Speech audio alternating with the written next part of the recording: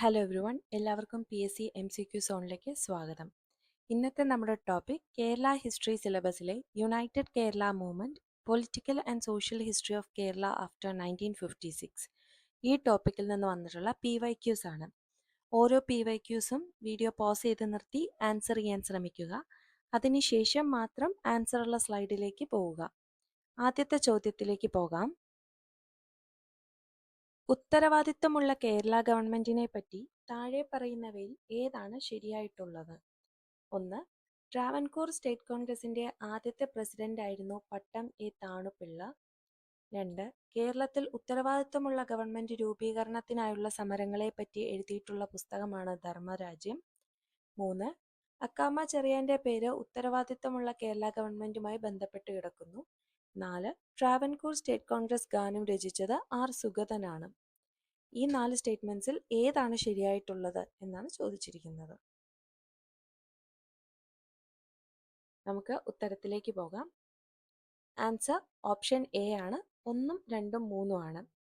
തെറ്റായിട്ടുള്ള statement Travancore state Congress ഗാനം രചിച്ചത് ആർ സുഗതനാണ് എന്ന സ്റ്റേറ്റ്മെന്റ് ആണ്. കാരണം ട്രാവൻകൂർ സ്റ്റേറ്റ് കോൺഗ്രസിന്റെ ഗാനം അങ്ങനെ ഒരു ഗാനമല്ല, ട്രാവൻകൂർ ഗവൺമെന്റിന്റെ ഗാനമായിരുന്നു വഞ്ചീശമംഗളം, വഞ്ചിഭൂമി എന്നറിയപ്പെടുന്നു. അത് ഉള്ളൂർ എസ് പരമേശ്വര അയ്യറാണ് രചിച്ചത്, ആർ സുഗതൻ അല്ല. നമുക്കിനി ഉത്തരവാദിത്ത പ്രസ്ഥാനത്തെക്കുറിച്ച് കുറച്ച് നോക്കാം. 1938 താണുപിള്ള, TM വർഗീസ്, ആനി മസ്ക്രീൻ, അക്കാമ ചെറിയാൻ ഇവരെ പോലെയുള്ള കുറച്ച് നേതാക്കളുടെ നേതൃത്വത്തിൽ സ്റ്റേറ്റ് കോൺഗ്രസ് ഉത്തരവാദിത്തമുള്ള ഒരു ഗവൺമെന്റ് വേണമെന്ന് തിരുവിതാംകൂർ ഗവൺമെന്റിനോട് ആവശ്യപ്പെടുകയാണ് ചെയ്യുന്നത്. എന്നാൽ ഇതിനൊരു റെസ്പോൺസ് ആയിട്ട് ദിവാൻ സർ സി പി രാമസ്വാമി അയ്യരിൽ നിന്ന് കടുത്തായിട്ടുള്ള അടിച്ചമർത്തൽ ഇവർക്ക് നേരിടേണ്ടി വന്നു. ഈ ഒരു അടിച്ചമർത്തലിനെതിരെ പല വിധത്തിലുള്ള പ്രതിഷേധങ്ങളാണ് ഇവർ നടത്തിയത്. പണിമുടക്കുകൾ, പൊതുയോഗങ്ങൾ, സിവിൽ നിയമലംഘനം, അങ്ങനെ പല രീതിയിലുള്ള പ്രതിഷേധങ്ങളുമായിട്ട് അവർ മുന്നോട്ട് പോകുന്നു. ഇതാണ് ഉത്തരവാദിത്ത പ്രസ്ഥാനത്തിന്റെ ബേസിക് ആയിട്ടുള്ള കാര്യങ്ങൾ. അടുത്ത ചോദ്യത്തിലേക്ക് പോകാം. ഐക്യകേരളവുമായി ബന്ധപ്പെട്ട പ്രധാന വസ്തുതകൾ. 1. നിയോജക മണ്ഡലങ്ങളുടെ വികസനത്തിനായി സംസ്ഥാന കോൺഗ്രസ് പ്രതിനിധികളെ ഉൾപ്പെടുത്തി പരിഷ്കരണ സമിതി രൂപീകരിച്ചു. 2. ദളവയുടെയും ദിവാന്റെയും ഭരണം 1959 വരെ തുടർന്നു. 3. TK നാരായണപിള്ളയുടെ ഭരണകാലത്ത് നാട്ടുരാജ്യങ്ങളെ സംയോജിപ്പിച്ച് ഐക്യകേരളം രൂപീകരിക്കാൻ ഇന്ത്യ ഗവൺമെന്റ് തീരുമാനിച്ചു. 4. സംസ്ഥാന പുനർവിതരണ കമ്മീഷന്റെ ശുപാർശ ഇന്ത്യ ഗവൺമെന്റ് അംഗീകരിച്ചതിനെ തുടർന്നാണ് കേരള സംസ്ഥാനം നിലവിൽ വന്നത്. ഈ 4 വസ്തുതകളാണ് കൊടുത്തിരിക്കുന്നത്. ഇതിന്റെ ഓപ്ഷൻസ് നോക്കുക, ആൻസർ ചെയ്യാൻ ശ്രമിക്കുക. അതിനുശേഷം മാത്രം ആൻസർ ഉൾപ്പെടുത്തിയിട്ടുള്ള സ്ലൈഡിലേക്ക് പോവുക. നമുക്ക് ആൻസറിലേക്ക് പോയാലോ? ആൻസർ ഓപ്ഷൻ എ ആണ്. 1, 3, 4 എന്നിവ മാത്രമാണ് ശരി. ഇതാണ് ഉത്തരം. ഇവിടെ തെറ്റിയിരിക്കുന്നത് രണ്ടാമത്തെ സ്റ്റേറ്റ്മെന്റ് ആണ്. രണ്ടാമത്തെ സ്റ്റേറ്റ്മെന്റ് എന്തായിരുന്നു? ദളവയുടെയും ദിവാന്റെയും ഭരണം 1959 വരെ തുടർന്നു എന്നുള്ളതാണ് രണ്ടാമത്തെ സ്റ്റേറ്റ്മെന്റ്. ഇവിടെ വർഷമാണ് തെറ്റായിട്ട് കൊടുത്തിരിക്കുന്നത്. എങ്ങനെയാണ് 1959 വരെ തുടരുക? 1956 കേരളം എന്നുള്ള സംസ്ഥാനം രൂപീകരിച്ച് ഇലക്ഷൻ നടന്നു, കേരളത്തിന് മുഖ്യമന്ത്രി വന്നു അല്ലേ? അപ്പൊ പിന്നെയും ദളവയും ദിവാന്റെയും അവിടെ ഇറലവൻ്റ് ആണ്. അപ്പം ആ ഒരു പോയിന്റ് വെച്ച് നമുക്ക് ആൻസറിലേക്ക് എത്താവുന്നതേ ഉള്ളൂ. 1948 ദളവയും ദിവാന്റെ ഭരണം, ദളവയുടെ അതിന് മുമ്പേ അവസാനിച്ചു, ദിവാന്റെ ഭരണം അവസാനിച്ചത്. അവസാന ദിവാനായിരുന്നത് PG ഉണ്ണിത്താനാണ്. അദ്ദേഹമാണ് രാജിവെക്കുന്നത്. അവസാന ദിവാൻ PG ഉണ്ണിത്താൻ. നമുക്ക് ഐക്യ കേരളത്തിലേക്ക് വന്ന കുറച്ച് ടൈം ലൈൻ പരിശോധിക്കാം. 1948 നാട്ടുരാജ്യ പ്രജാ കോൺഫറൻസ് നടക്കുന്നു. 28 നാട്ടുരാജ്യ പ്രജാ കോൺഫറൻസ് നടക്കുന്നു. ഇതിലാണ് ഐക്യ കേരള പ്രമേയം പാസ്സാക്കുന്നു. പിന്നീട് 1928 തന്നെ പയ്യന്നൂർ കോൺഗ്രസ് കോൺഫറൻസ് നടക്കുന്നു.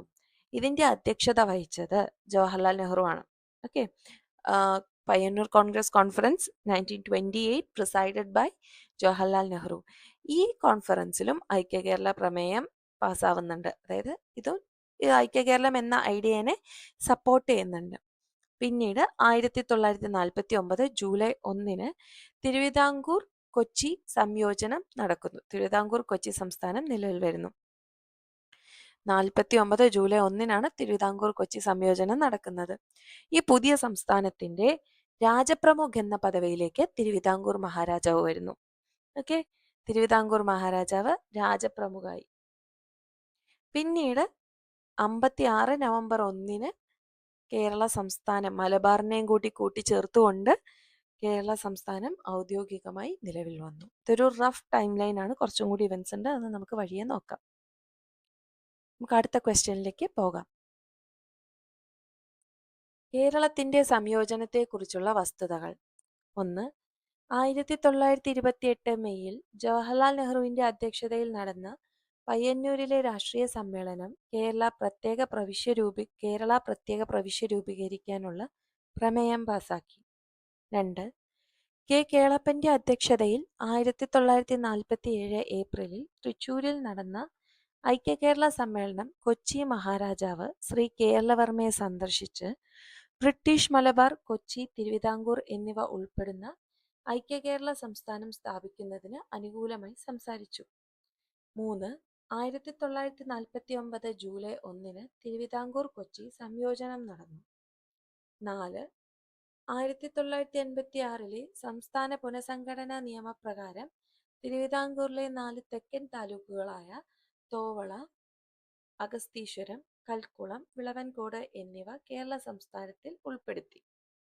ഇത് 4 കേരള രൂപീകരണത്തെക്കുറിച്ചുള്ള വസ്തുതകളാണ്. ഇതിൽ ഏതൊക്കെയോ തെറ്റാണ്, അതുകൊണ്ട് ശരി കണ്ടുപിടിക്കാനാണ് ചോദിച്ചിരിക്കുന്നത്. ഓക്കെ, ക്വസ്റ്റ്യനിൽ ഏതാണ് ശരിയെന്നൊന്നും ചോദിക്കുന്നത്, പക്ഷെ ഓപ്ഷൻസ് അങ്ങനെയാണ് കൊടുത്തിരിക്കുന്നത്. ഓപ്ഷൻസ് നോക്കൂ. 1, 2, 3, ബി 3, 4 ശരിയാണ്, സി 1, 4 ശരിയാണ്, ഡി 2, 3 ശരിയാണ്. ഇതിനകത്ത് നമ്മൾ കുറച്ച് മുമ്പ് കഴിഞ്ഞ ക്വസ്റ്റ്യനിൽ 1928 ജവഹർലാൽ നെഹ്റുവിന്റെ സ്റ്റേറ്റ്മെന്റ് പരിശോധിച്ചിരുന്നു. അത് ശരിയാണല്ലേ. കെ കേളപ്പൻ്റെ നമ്മൾ നോക്കിയിട്ടില്ല. പിന്നീട് 1949 ജൂലൈ 1 തിരുവിതാംകൂർ കൊച്ചി സംയോജനം നടന്നു എന്ന് നമ്മൾ പഠിച്ചു. അപ്പോൾ 1ഉം 2ഉം വരുന്ന ഓപ്ഷൻ 1ഉം 3ഉം വരുന്ന 1ഉം 3ഉം സ്റ്റേറ്റ്മെന്റ് കറക്റ്റ് ആണെന്ന് നമുക്കറിയാം. 1ഉം 3ഉം വരുന്ന ഒരൊറ്റ ഓപ്ഷനേ ഉള്ളൂ. ഏതാണ്? Option A. 1, 2, 3 ശരിയാണ്. അപ്പം അങ്ങനെ നമുക്ക് ആൻസറിലേക്ക് എത്താം. നമുക്ക് ആൻസറിലേക്ക് പോകാം. ആൻസർ ഓപ്ഷൻ എ 1, 2, 3 ഇതാണ്. തെറ്റിയ സ്റ്റേറ്റ്മെന്റ് 4മത്തെയാണ്. കാരണം ഈ പറഞ്ഞിരിക്കുന്ന 4 താലൂക്കുകളും ഈ തൊവാള, അഗസ്തീശ്വരം, കൽക്കുളം, അഗതീശ്വരല്ല അഗസ്തീശ്വരാണ്, ഈ 4 താലൂക്കുകളും കേരളത്തിനോട് ചേർക്കുകയല്ല ചെയ്യുന്നത്. അത് കേരളത്തിൽ നിന്ന് വേർപെടുത്തി തമിഴ്നാട്ടിലേക്ക് കൊടുക്കുകയാണ്. മദ്രാസ് ആയിരുന്നല്ലോ, മദ്രാസ് സംസ്ഥാനത്തിലേക്ക് കൊടുക്കുകയാണ് ചെയ്യുന്നത്. ഈ 4 താലൂക്കും അതുപോലെ തന്നെ കൊല്ലത്തെ ചെങ്കോട്ട എന്ന് പറയുന്ന താലൂക്കും തമിഴ്നാടിന് കൊടുത്തു. 5 താലൂക്കുകളാണ് കൊടുക്കുന്നത്. ഈ 5 താലൂക്കുകളും തമിഴ് ഭൂരിപക്ഷമുള്ള താലൂക്കുകളാണ്. തമിഴ്നാട് സ്റ്റേറ്റ് കോൺഗ്രസ് പ്രതിഷേധമൊക്കെ ഉണ്ടാക്കി അങ്ങനെയാണ് ഈ 5 താലൂക്കുകൾ തമിഴ്നാട്ടിലേക്ക് ചേരുന്നത്. അങ്ങനെ രണ്ടാമത്തെ സ്റ്റേറ്റ്മെന്റ് നമുക്ക് പരിശോധിക്കേണ്ടിയിരിക്കുന്നു. 1947 ഐക്യ കേരള സമ്മേളനം നടക്കുന്നു. ഇമ്പോർട്ടൻ്റ് ആണ്. 1947 ഐക്യ കേരള സമ്മേളനം നടക്കുന്നത് എവിടെയാണ് നടക്കുന്നത്? തൃശ്ശൂരിലാണ് നടക്കുന്നത്. അധ്യക്ഷൻ കെ കേളപ്പൻ. ഐക്യ കേരള സമ്മേളനം തൃശ്ശൂരിൽ 47 കെ കേളപ്പനാണ് അധ്യക്ഷത വഹിക്കുന്നത്. ഇദ്ദേഹം ചെന്ന് നമ്മുടെ കൊച്ചി രാജാവായിരുന്ന ശ്രീ കേരളവർമ്മയെ കണ്ട് കേരളം രൂപീകരിക്കേണ്ട അനിവാര്യതയെക്കുറിച്ച് സംസാരിക്കുന്നുണ്ട്. നമ്മുടെ രാജാവാണെങ്കിലോ അതിനെ വളരെയധികം സപ്പോർട്ട് ചെയ്തൊരു രാജാവാണ്. അതുകൊണ്ട് അദ്ദേഹത്തെ ഐക്യ കേരള തമ്പുരാൻ എന്നാണ് വിളിക്കുന്നത്. ഓക്കെ, ഐക്യ കേരള തമ്പുരാൻ കേരളവർമ്മ. അങ്ങനെ 1949 തിരുവിതാംകൂർ കൊച്ചി സംയോജനം നടക്കുന്നു. ആദ്യം ഉണ്ടായത് 4 ജില്ലകളാണ്. ഇന്ന് നമുക്ക് 14 ജില്ലകളുണ്ട്, പക്ഷെ ആദ്യം 4 ജില്ലകളാണ് ഉണ്ടായിരുന്നത്. തിരുവനന്തപുരം, കൊല്ലം, കോട്ടയം, തൃശ്ശൂർ, ഈ 4 ജില്ലകളാണ് ആദ്യം രൂപീകരിച്ചത്. ഈ തിരുകൊച്ചി എന്ന സംസ്ഥാനത്തിന്റെ ആദ്യത്തെ മുഖ്യമന്ത്രിയായത് ടി കെ നാരായണപിള്ളയാണ്. ഇത്തരം കാര്യങ്ങളൊന്ന് ഓർത്തിരിക്കുക. 49 തിരുക്കൊച്ചി സംയോജനം നടക്കുന്നു. 4 ജില്ലകളാണ് ഉണ്ടായിരുന്നത്. ആദ്യത്തെ മുഖ്യമന്ത്രി TK നാരായണപിള്ള. പിന്നെ പട്ടം തണുപ്പിള്ളയൊക്കെ ആവുന്നുണ്ട്. ഐക്യ കേരള സമ്മേളനം നടക്കുന്നത് 47, അധ്യക്ഷൻ KK കേളപ്പൻ. ആരാണ് ഐക്യ കേരള തമ്പുരാൻ? ശ്രീ കേരളവർമ്മ. ഇത്രയും കാര്യങ്ങൾ ഓർത്തിരിക്കുക. അടുത്ത ചോദ്യം, 1956 നവംബർ 1 കേരള സംസ്ഥാനം രൂപീകരണത്തിന് നേരിട്ട് കാരണമായ സംഭവം ഏതാണ്? A. 1947 ഇന്ത്യൻ സ്വാതന്ത്ര്യ ആക്ട്. B. 1956 സംസ്ഥാന പുനഃസംഘടനാ act. C. 1935 government of India act. D. 1858 royal titles act. അതായത് 56 കേരള സംസ്ഥാന രൂപീകരണം ഏത് ആക്ട് മൂലമാണ് നടന്നത്? അതാണ് ചോദ്യം. ആൻസറിലേക്ക് പോകാം.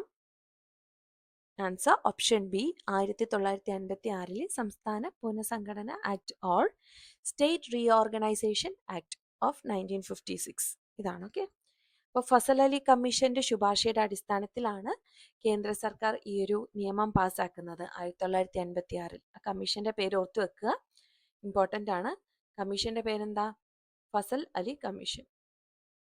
അങ്ങനെ 14 സംസ്ഥാനങ്ങളും 6 കേന്ദ്രഭരണ പ്രദേശങ്ങളുമാണ് ആദ്യം വരുന്നത്. അത്രമാത്രമല്ല ഈ ആക്ടിൽ ചെയ്യുന്നത്, വേറെ കുറച്ച് കാര്യങ്ങളും കൂടിയുണ്ട്. വടക്കൻ മേഖല, മധ്യമേഖല, കിഴക്കൻ മേഖല, അതായത് ഇന്ത്യയിൽ 5 മേഖലാ കൗൺസിലുകൾ സ്ഥാപിക്കുന്നുണ്ട്.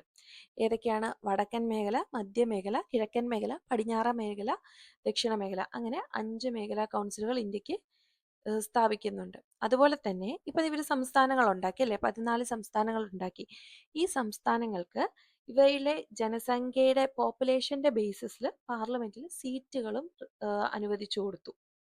ഓക്കെ, പോപ്പുലേഷന്റെ ബേസിസിൽ സീറ്റുകൾ അനുവദിച്ചു കൊടുത്തു. അതുപോലെ തന്നെ സംസ്ഥാന നിയമസഭകളുടെ ഘടന പുനർനിർവചിച്ചതും ഈ നിയമമാണ്, സ്റ്റേറ്റ് ലെജിസ്ലേറ്റീവ് അസംബ്ലീസിന്. ഓക്കെ, പിന്നെ ചില സംസ്ഥാനങ്ങൾക്ക് ഇവര് ഹൈക്കോടതികളും സ്ഥാപിച്ചു കൊടുക്കുന്നുണ്ട്. അതുപോലെ തന്നെ അധികാര പരിധി നിർവചിക്കുകയും ചെയ്തു. ഈ പോയിന്റ്സ് ഒന്ന് ഓർത്തിരിക്കുക. ഫസൽ അലി കമ്മീഷനാണ് 1986 14 സംസ്ഥാനങ്ങളും 6 യൂണിയൻ ടെറിട്ടറീസും ആണ് ആദ്യം വരുന്നത്. ഇത് പ്രകാരം 5 മേഖല സോണൽ കൗൺസിൽസ് വരുന്നു. അതുപോലെ തന്നെ പോപ്പുലേഷൻ ബേസിസിൽ പാർലമെന്റിൽ സീറ്റുകൾ അനുവദിച്ചു കൊടുക്കുന്നു. സ്റ്റേറ്റ് ലെജിസ്ലേറ്റീവ് അസംബ്ലീസിന്റെ ഘടന നിർവചിക്കുന്നു. ചില കേരള, മൈസൂർ, രാജസ്ഥാൻ പോലെയുള്ള ചില സംസ്ഥാനങ്ങൾക്ക് ഹൈക്കോടതികളും സ്ഥാപിച്ചു കൊടുക്കുന്നു. അപ്പോൾ ഇമ്പോർട്ടൻ്റ് ആയിട്ടുള്ള ഒരു ആക്ട് ആണ് 56 സ്റ്റേറ്റ് റീഓർഗനൈസേഷൻ ആക്ട്. അടുത്ത ചോദ്യത്തിലേക്ക് പോകാം. താഴെ പറയുന്നവയിൽ കേരളത്തിൽ നിന്നുള്ള ഏത് സ്ത്രീയാണ് ഇന്ത്യൻ ഭരണഘടനാ അസംബ്ലിയിൽ അംഗമല്ലാത്തത്? Option A Dakshayani Velayudhan, option B Ammu Swaminathan, option C Accamma Cherian, option D Annie Mascarene. ഈ 4 പേരുകളും വളരെ ഫെമിലിയർ ആയിട്ടുള്ള പേരുകളാണ്. അപ്പോൾ നമുക്ക് ഇവർ ഈ 4 പേരും വളരെ സ്ട്രഗിളിൽ, നമ്മുടെ ഇൻഡിപെൻഡൻസ് സ്ട്രഗിൾ പോപ്പുലർ ആയിട്ട് നിന്ന സ്ത്രീകളും കൂടിയാണ്. അതുകൊണ്ട് നമുക്ക് കൺഫ്യൂഷൻ വരാൻ സാധ്യതയുണ്ട്. ചിന്തിക്കുക. നമുക്ക് ഉത്തരത്തിലേക്ക് പോകാം. ഓപ്ഷൻ സി അക്കാമ ചെറിയാനാണ് ഉത്തരം. അക്കാമ ചെറിയാൻ ഇന്ത്യൻ ഭരണഘടനാ അസംബ്ലിയിൽ അംഗമല്ലായിരുന്നു. അപ്പൊ ബാക്കി 3 പേര് അംഗമായിരുന്നു, ഒന്നും പഠിച്ചു വെക്കുക. ദാക്ഷായണി വേലായുധൻ ഉണ്ടായിരുന്നു, അമ്മു സ്വാമിനാഥൻ ഉണ്ടായിരുന്നു, ആനി മസ്ക്രീൻ ഉണ്ടായിരുന്നു. നമ്മുടെ ഭരണഘടനാ അസംബ്ലിയിൽ 15 സ്ത്രീകളാണ് ഉണ്ടായിരുന്നത്. അവരുടെ ലിസ്റ്റാണ് ഈ സൈഡിൽ കൊടുത്തിരിക്കുന്നത്. സരോജിനി നായിഡു, മാലതി ചൗധരി, രാജ്കുമാരി അമൃത് കൗർ, രേണുക റേ, ബീഗം ഐസാസ് റസൂൽ, വിജയലക്ഷ്മി പണ്ഡിറ്റ്, അങ്ങനെ കുറച്ച് 15 സ്ത്രീകളാണ് ഉള്ളത്. ഇതിനകത്ത് മലയാളികളായിട്ടുള്ളത് ആരൊക്കെയാണ്? ആനി മസ്ക്രീൻ, അമ്മു സ്വാമിനാഥൻ, ദാക്ഷായണി വേലായുധൻ. ഈ പേരുകൾ മറക്കരുത്. ആനി മസ്ക്രീൻ, അമ്മു സ്വാമിനാഥൻ, ദാക്ഷായണി വേലായുധൻ. പിന്നെ അക്കമ്മ ചെറിയാൻ. അക്കമ്മ ചെറിയാൻ തിരുവിതാംകൂറിലെ ഝാൻസി റാണി എന്നറിയപ്പെടുന്നു അല്ലെ. തിരുവിതാംകൂർ ഝാൻസി റാണി എന്നറിയപ്പെടുന്നത് അക്കമ്മ ചെറിയാനാണ്. സിവിൽ നിയമലംഘന പ്രസ്ഥാനത്തിന് നേതൃപാടവം കാരണമാണ് അവർക്ക് ഇങ്ങനെ ഒരു പേര് വരുന്നത്. അതുപോലെ തന്നെ ദേശസേവിക സംഘം രൂപീകരിക്കുന്നു, രാജധാനി മാർച്ച് നയിക്കുന്നു. ഇതെല്ലാം അക്കമ്മ ചെറിയാന്റെ കോൺട്രിബ്യൂഷൻസ് ആണ്. ഇന്ത്യൻ ഭരണഘടനാ അസംബ്ലിയിൽ 15 വനിതകൾ ഉണ്ടായിരുന്നു. അതിൽ വളരെ ഇമ്പോർട്ടൻ്റ് ആയിട്ടുള്ള വ്യക്തിയാണ് ആരാ? ദാക്ഷായണി വേലായുധൻ. കാരണം ഇന്ത്യൻ ഭരണഘടനാ അസംബ്ലിയിലെ ആദ്യത്തേതും ഏകവുമായിട്ടുള്ള SC കാറ്റഗറിയിൽപ്പെട്ട വനിത ഇവർ മാത്രമായിരുന്നു. ദാക്ഷായണി വേലായുധൻ മാത്രമായിരുന്നു. 46-ലാണ് ഇവർ കോൺസ്റ്റിറ്റ്യൂന്റ് അസംബ്ലിയിലേക്ക് സെലക്ട് ചെയ്യപ്പെടുന്നത്. ഏതാണ് ദാക്ഷായണി? ഇവരാണ് ദാക്ഷായണി വേലായുധൻ. ഓക്കെ. അക്കമ്മ ചെറിയാൻ തിരുവിതാംകൂറിലെ ഝാൻസി റാണി, 15 വനിതകളാണ് ഇന്ത്യൻ കോൺസ്റ്റിറ്റ്യൂന്റ് അസംബ്ലിയിൽ ഉണ്ടായിരുന്നത്. ഇത്രയും കാര്യങ്ങളാണ് ഈ ക്വസ്റ്റ്യനിൽ നിന്ന് നമുക്ക് ടേക്ക് അവേ ചെയ്യാനുള്ളത്.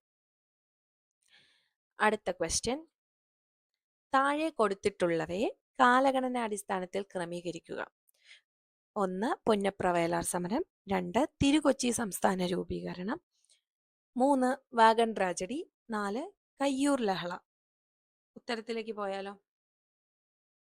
നിങ്ങൾ ഓരോ സ്ലൈഡും പോസ് ചെയ്ത് വെച്ച് ആൻസർ ചെയ്ത ശേഷം മാത്രം പോവുക കേട്ടോ.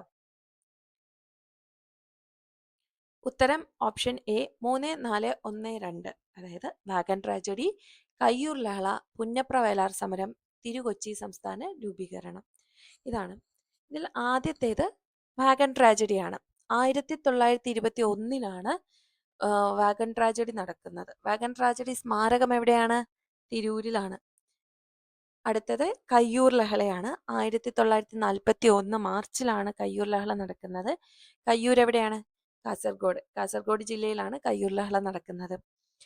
കമ്മ്യൂണിസ്റ്റ് പാർട്ടിയും അതുപോലെ കർഷക സംഘവും ഒന്നിച്ച് നയിച്ച ഒരു കർഷക പ്രക്ഷോഭമാണ് കയ്യൂർ ലഹള. ഫ്യൂഡൽ ചൂഷണത്തിനെതിരെയാണ് ഇവർ ഈ ലഹള നയിക്കുന്നത്. മൂന്നാമത്തത് പുന്നപ്ര വയലാർ സമരമാണ് 1946 ഒക്ടോബറിൽ. അതിനുശേഷം വരുന്നത് തിരുകൊച്ചി സംസ്ഥാന രൂപീകരണം. നമ്മൾ നോക്കിയല്ലേ, 1949 ജൂലൈ 1-നാണ് തിരുകൊച്ചി സംസ്ഥാന രൂപീകരണം നടക്കുന്നത്. അടുത്ത ചോദ്യം, കേരളത്തിൽ ആദ്യ EMS മന്ത്രിസഭ അവതരിപ്പിച്ച വിദ്യാഭ്യാസ ബിൽ കാര്യമായ വിവാദങ്ങൾക്ക് കാരണമായി.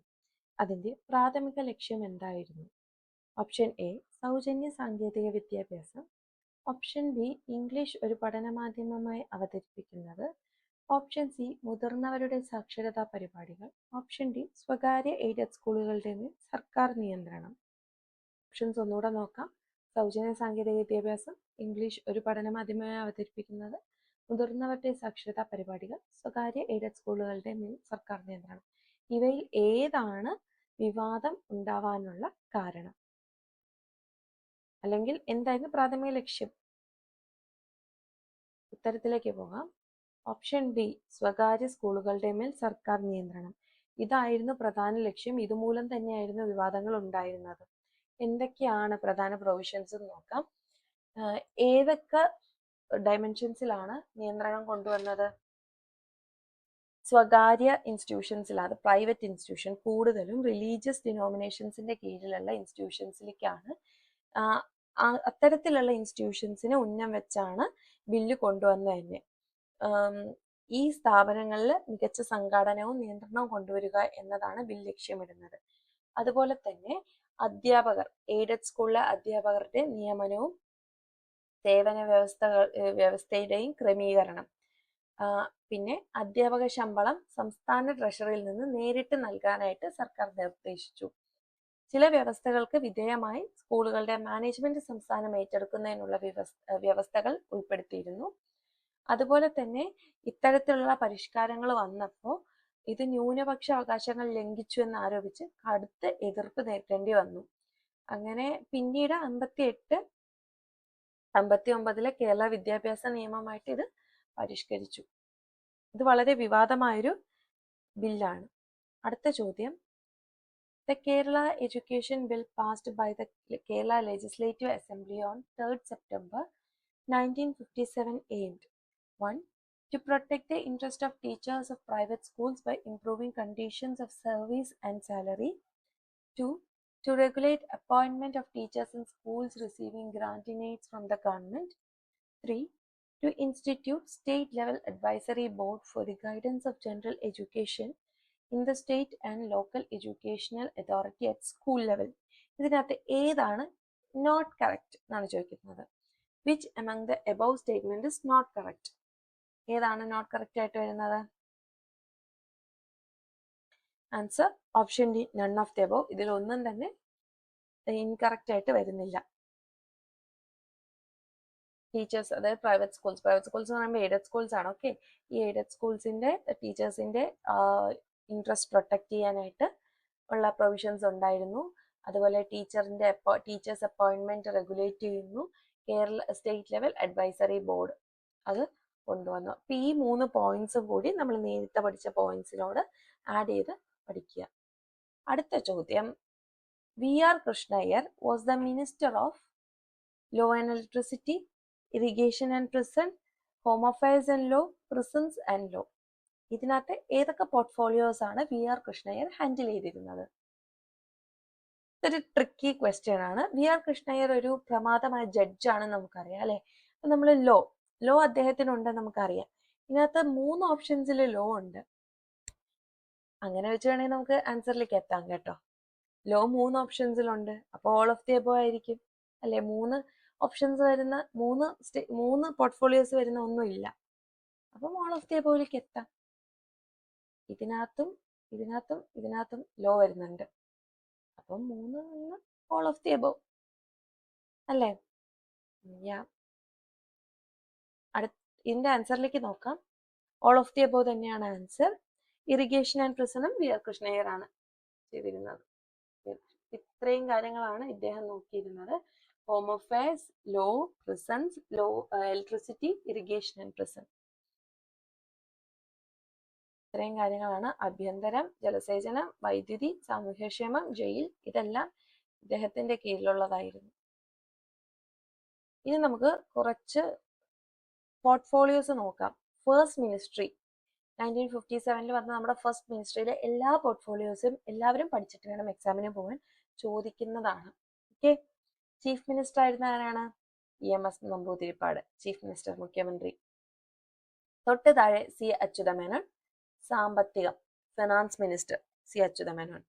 അടുത്തത് TV Thomas, transport and labour, തൊഴിലാളിയും അതുപോലെ തന്നെ ഗതാഗതവും. KC George, food and forest, ഭക്ഷണവും കാടും വനവും. KC ജോർജ്, ഭക്ഷണം ആൻഡ് വനം. KP ഗോപാലൻ, ഇൻഡസ്ട്രീസ് ആണ്. KP Gopalan, industries. TA Majeed, public work ആണ്. TA മജീദ്, പൊതുമരാമത്ത്. TA Majeed, public work. ഇനി PK Chathan, LSGD, welfare of SC and ST and backward classes. PK Chathan ഇതാണ്. Okay, next Joseph Mundassery. Joseph Mundassery education and corporation ആണ്. മറക്കരുത്, ജോസഫ് മുണ്ടശ്ശേരി വിദ്യാഭ്യാസം, സഹകരണവും വിദ്യാഭ്യാസവും. KR ഗൗരിയമ്മ ഇമ്പോർട്ടൻ്റ് ആണ്, ലാൻഡ് റവന്യൂ. ഓക്കെ, ഒരൊറ്റ സ്ത്രീയേ ഉള്ളൂ മിനിസ്ട്രിയിൽ, KR ഗൗരിയമ്മയാണ്, ലാൻഡ് റവന്യൂ. പിന്നെ AR Menon, doctor AR Menon health ആണ്. ഒപ്പോസിഷൻ ലീഡർ ആയിട്ടുണ്ടായിരുന്നത് PT ചാക്കോ. നമ്മുടെ first speaker R Sankaranarayanan Thampi. First pro tem speaker Rosamma Punnoose. ഇത്രയും പേര് അറിഞ്ഞിരിക്കണം. At least you should know these people. ഇവരെ opposition leader, speaker, pro tem speaker അറിഞ്ഞിരിക്കണം. നമ്മുടെ മുഖ്യമന്ത്രി, അത് പിന്നെ അറിയണമല്ലോ, അറിയണം. പിന്നെ എഡ്യൂക്കേഷൻ അറിഞ്ഞിരിക്കുക. ഇതൊക്കെ ഇമ്പോർട്ടൻ്റ് ആയിട്ടുള്ള പോർട്ട്ഫോളിയോസ് ആണ്. എല്ലാ പോർട്ട്ഫോളിയോസും പഠിച്ചിട്ട് പോകുന്നത് തന്നെയാണ് സേഫ് ഓപ്ഷൻ. നമുക്ക് അടുത്ത് നോക്കാം. നമുക്ക് നമ്മുടെ അവസാന ചോദ്യത്തിലേക്ക് കിടക്കാം. കേരളം സമ്പൂർണ്ണ സാക്ഷരതയുള്ള സംസ്ഥാനമായി പ്രഖ്യാപിച്ച വർഷം 1990, 1992, 1991, 1989. ഏത് വർഷമാണ് കേരള ഫുള്ളി ലിറ്ററേറ്റ് സ്റ്റേറ്റ് ആയിട്ട് പ്രഖ്യാപിച്ചത്? ഇമ്പോർട്ടൻറ്റ് ക്വസ്റ്റ്യൻ ആണ്. ആൻസറിലേക്ക് പോവാം. ആൻസർ ഓപ്ഷൻ സി 1991, 1991 ആണ്. 1991 ഏപ്രിൽ 18 കേരളത്തെ ഇന്ത്യയിലെ ആദ്യത്തെ സമ്പൂർണ്ണ സാക്ഷരതാ സംസ്ഥാനമായി പ്രഖ്യാപിച്ചു. ഇന്ത്യയിലെ ആദ്യത്തെ സമ്പൂർണ്ണ സാക്ഷരതാ സംസ്ഥാനമാണ് 91 ഏപ്രിൽ 18. ഓക്കെ, 1990 ഫെബ്രുവരിയിൽ ആദ്യത്തെ സമ്പൂർണ്ണ സാക്ഷരതാ ജില്ലയായിട്ട് മാറിയത് ഏത് ജില്ലയാണ്? എറണാകുളം ജില്ല. 90 ഫെബ്രുവരിയിൽ എറണാകുളം ജില്ല ആദ്യത്തെ സമ്പൂർണ്ണ സാക്ഷരതാ ജില്ലയായിട്ട് മാറി. ഇന്ത്യയിലത്തെ തന്നെ കാര്യമാണ് പറയുന്നത്. പിന്നെ 2025 ഓഗസ്റ്റിൽ കഴിഞ്ഞ വർഷം ആദ്യത്തെ സമ്പൂർണ്ണ ഡിജിറ്റൽ സാക്ഷരതാ സംസ്ഥാനമായി പ്രഖ്യാപിക്കപ്പെട്ടു കേരളം. കേരളത്തെ ഇന്ത്യയിലെ ആദ്യത്തെ സമ്പൂർണ്ണ ഡിജിറ്റൽ സാക്ഷരത. അപ്പൊ ഇതിന് കേരളത്തിന്റെ സാക്ഷരതാ ജേർണിക്ക് ചുക്കാൻ പിടിക്കുന്നത് KSLMA ആണ്, Kerala state literary mission authority, found in 1998. അങ്ങനെ നമ്മുടെ ലാസ്റ്റ് ക്വസ്റ്റ്യൻ നമ്മൾ ഡിസ്കസ് ചെയ്ത് കഴിഞ്ഞിരിക്കുന്നു. ഈ രണ്ട് ടോപ്പിക്കിൽ നിന്നും, അതായത് യുണൈറ്റഡ് കേരള മൂവ്മെന്റ്, അതുപോലെ political social history of Kerala after 90, ഈ രണ്ട് ടോപ്പിക്കും കൂടെ ക്ലബ് ചെയ്താണ് നമ്മൾ ക്വസ്റ്റ്യൻസ് കൺസോൾട്ടേറ്റ് ചെയ്ത് ഈ ഒരു ക്ലാസ്സിലേക്ക് ആക്കിയിരിക്കുന്നത്. ഈ ഒരു വീഡിയോ നിങ്ങൾക്ക് ഹെൽപ്ഫുൾ ആയിട്ട് തോന്നുകയാണെങ്കിൽ please do consider subscribing and sharing it with your friends. നമുക്ക് ഇനിയും അടുത്ത ഒരു നല്ല ക്ലാസ്സുമായിട്ട് വീണ്ടും കാണാം. Thank you.